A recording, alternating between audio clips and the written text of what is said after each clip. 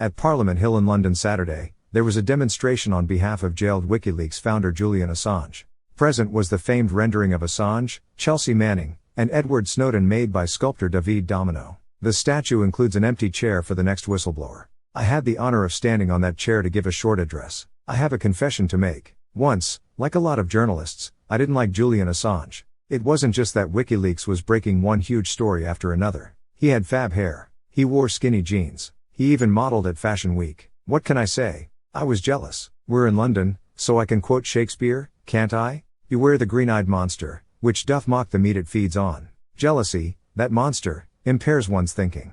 It impaired mine. I didn't have a reason to dislike Assange, so I invented one. I decided I didn't like the concept of radical transparency. I thought, you can't just dump all of those secrets on the public. That's irresponsible. I was so brainwashed that I forgot, as many people do, that secrets do not belong to governments. That information belongs to us. Governments rule by our consent.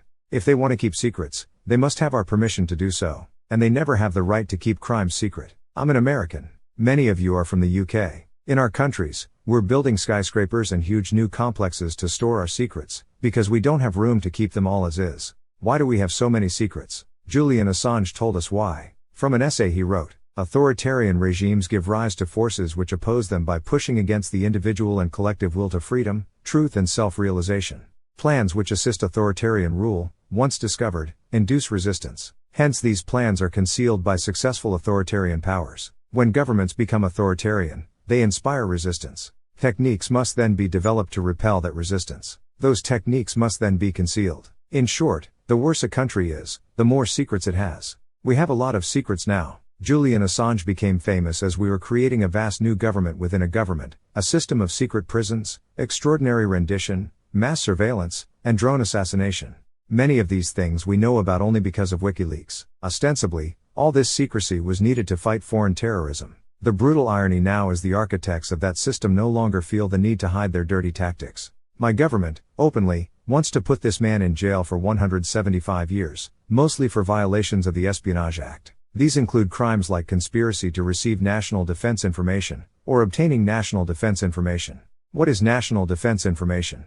The answer is what makes this law so dangerous. It's whatever they say it is. It's any information they don't want to get out. It doesn't even have to be classified. What is conspiracy to obtain such information? We have a word for that. It's called journalism. My government wants to put Julian Assange in jail for 175 years for practicing journalism.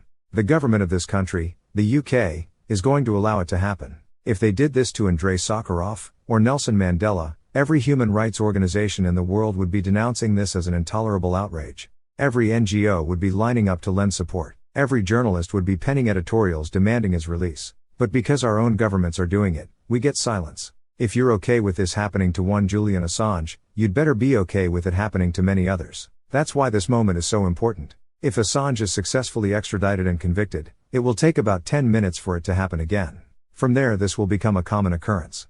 There will be no demonstrations in parks, no more news stories. This will become a normal part of our lives. Don't let that happen. Free Julian Assange.